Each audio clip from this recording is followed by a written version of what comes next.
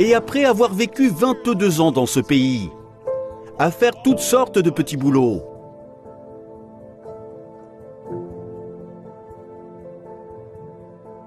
à saisir opportunité après opportunité, ma mère a fini par trouver l'opportunité en or. Elle a toujours voulu devenir entrepreneur.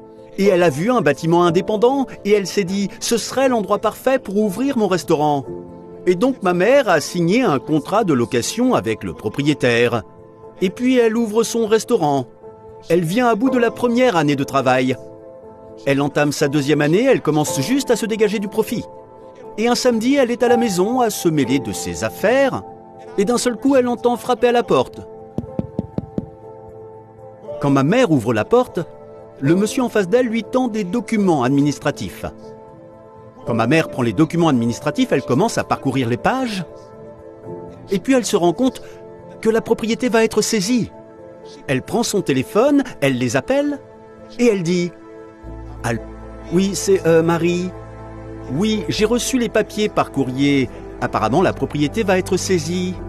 Mais je ne comprends pas.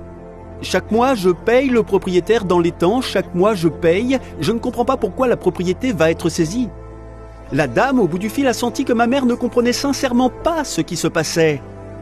Elle a dit « Oh Marie, même si vous avez payé le propriétaire dans les temps tous les mois, le propriétaire a pris une hypothèque. L'hypothèque est sur la propriété. À cause de ça, la banque a le droit de la saisir.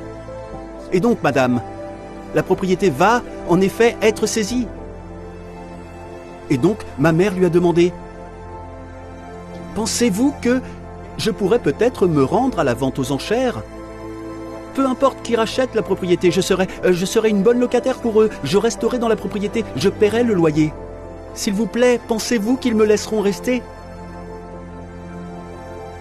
Et vous savez ce que cette dame a dit à ma mère ? Elle a dit « Madame, ce n'est même pas la peine de vous déplacer. Celui qui rachètera la propriété ne va pas vouloir conserver votre petit restaurant. » Et donc ma mère était anéantie.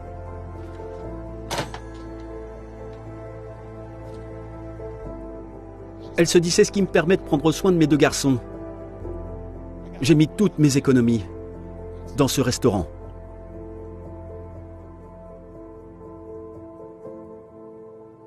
Et donc 2 semaines plus tard, ma mère dit « Tu sais quoi ? Je sais que parfois tu ne dois pas te contenter d'écouter ce que disent les gens. » Et donc 2 semaines plus tard, ma mère se rend à la vente aux enchères. Elle s'attend à voir une pièce pleine d'investisseurs. Mais à sa plus grande surprise, il n'y a que 2 personnes, le commissaire-priseur et la représentante de la banque. Et là, avant que ma mère puisse se rendre compte de ce qui se passait, le commissaire-priseur monte sur l'estrade et dit « Mesdames et messieurs, nous sommes sur le point de commencer la vente aux enchères au 540 avenue Ouest-Atlantique. Si vous êtes ici pour enchérir sur la propriété, levez la main s'il vous plaît. » Et donc, naturellement, la représentante de la banque est là, debout, et elle lève la main. Ma mère, qui n'avait aucune intention d'enchérir sur la propriété, qui ne sait même pas comment ça fonctionne, ma mère décide de faire un saut dans l'inconnu et de lever la main. La commissaire-priseur a dit « Très bien, nous allons commencer les enchères à 30 000. Quelqu'un pour 30 000. » La représentante de la banque est là, debout, et dit « 30 000. » Ma mère, calme, sereine, ne sait même pas comment ça marche, mais dit « 35 000. » L'enchère passe à la banquière, qui dit « 36 000. » Ma mère, encore dans la course, « 37 000. » Ça se poursuit encore et encore. Maintenant, ils sont dans les 40 000. Maintenant, ils sont dans les 50 000. Maintenant, ils sont dans les 60 000. Maintenant, ils sont dans les 70 000. L'enchère passe à la banquière dit 74 000. Ma mère, encore dans la course, sans argent, 75 000. Ça passe à la banquière dit 76 000. Et là, ma mère se dit, autant m'amuser un peu. De toute façon, je n'ai pas l'argent. On doit être en train de jouer au Monopoly. Et donc ma mère, pleine d'aplomb, ma mère dit 76 500. Mais cette fois-ci, quelque chose se produit. La représentante de la banque se tient là, debout, avec un presse-papier. Elle prend le presse-papier. Elle ne dit rien. Le commissaire-priseur se doit de continuer l'enchère. Il dit 76 500 une fois. Pas de réponse. Il dit 76 500 2 fois. Pas de réponse. Il dit vendu à 76 500. À qui ? Ma mère. La femme qui n'avait aucune intention d'enchérir sur la propriété. Et donc ma mère est super excitée, elle a gagné l'enchère. Et puis elle se dit, attends une seconde, je dois me procurer l'argent maintenant ? Et ils lui ont dit, vous avez 30 jours pour trouver l'argent. Et donc ma mère est rentrée à la maison et a fait quelque chose que beaucoup d'entre vous ont appris à faire. Elle a pris un calepin et elle a commencé à écrire les noms de tous ses amis, de tous les membres de sa famille, un par un. Et elle les a appelés pour leur raconter l'histoire.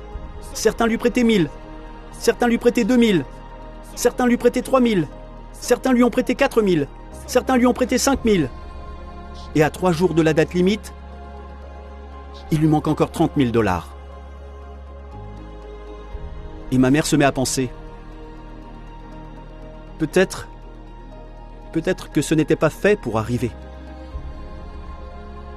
J'ai investi tout ce que j'ai dans ce rêve. Et puis son téléphone sonne.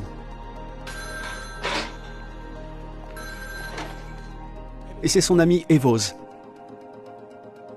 Et quand son ami l'appelle, ma mère dit « Evoz, non, c'est trop tard. Il me reste 3 jours et il me manque encore $30 000. » Evoz a dit « Non, Marie, écoute. Je sais que tu nous as appelés.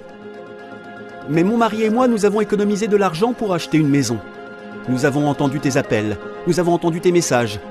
À l'heure actuelle, nous avons économisé $30 000. Nous en avons parlé. Et nous voulons te prêter ces $30 000. » Donc ma mère est allée récupérer l'argent chez Evoz. Et chez tous ses amis. Et chez tous les membres de sa famille. Et elle est allée à la banque en voiture pour obtenir un chèque de banque. Elle est remontée dans sa voiture, a conduit jusqu'à Palm Beach, a regardé cette grande vitre épaisse au guichet au bas de laquelle se trouvait une petite ouverture. Ma mère a pris ce chèque de banque fièrement et elle l'a fait glisser à travers cette petite ouverture. Et ce jour-là, ma mère qui était locataire de la propriété en est devenue la propriétaire. Tout ça car elle était décidée à agir.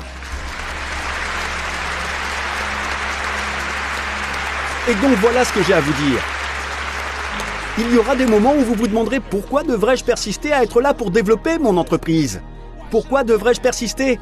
Pourquoi devrais-je persister à faire les soldes de fin d'année ? Pourquoi devrais-je persister à être présent aux conventions ? Pourquoi devrais-je persister à décrocher le téléphone et à passer des coups de fil ? Pourquoi devrais-je persister à me battre pour mes objectifs et à me battre pour mes rêves ? Et ce que je veux vous rappeler, c'est que vous devez agir dans votre vie, quelles que soient les circonstances. Vous devez agir en dépit des critiques. Vous devez agir en dépit des débats qui se déroulent dans votre esprit. Vous devez agir dans votre vie.